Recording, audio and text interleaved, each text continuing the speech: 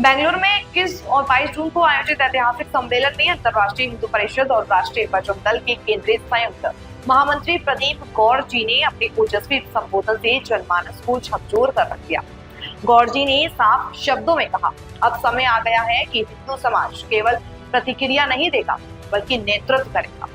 उन्होंने युवाओं का आह्वान किया कि वे धर्म, संगठन और राष्ट्र की रक्षा हेतु सक्रिय भूमिका निभाएं।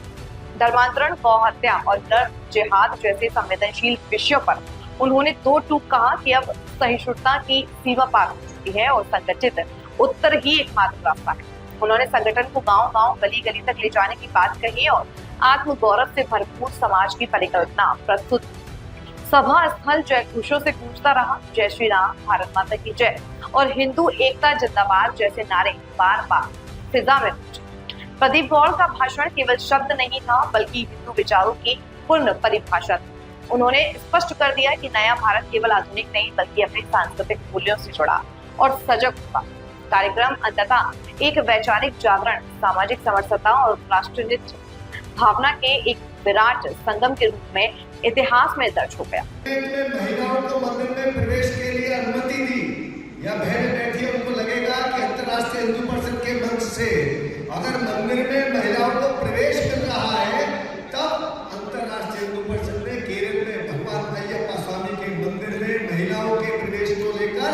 सुप्रीम कोर्ट के जजमेंट का विरोध क्यों किया।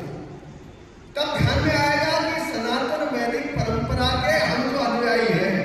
हम अपने घर में, हमारे यहाँ कोई सत्यनारायण भगवान की कथा होती है, नियमित पूजा होती है अथवा कोई धार्मिक आयोजन होता है, हमारे घर में जब महिला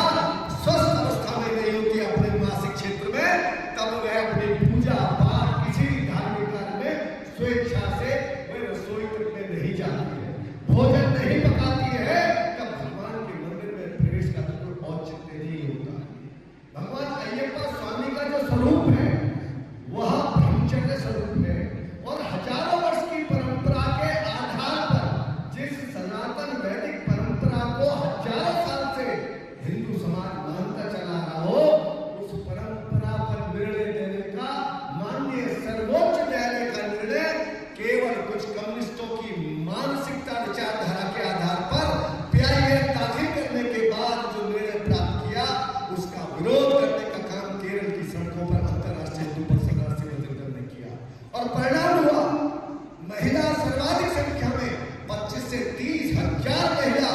वह भगवान के ब्रह्मचर्य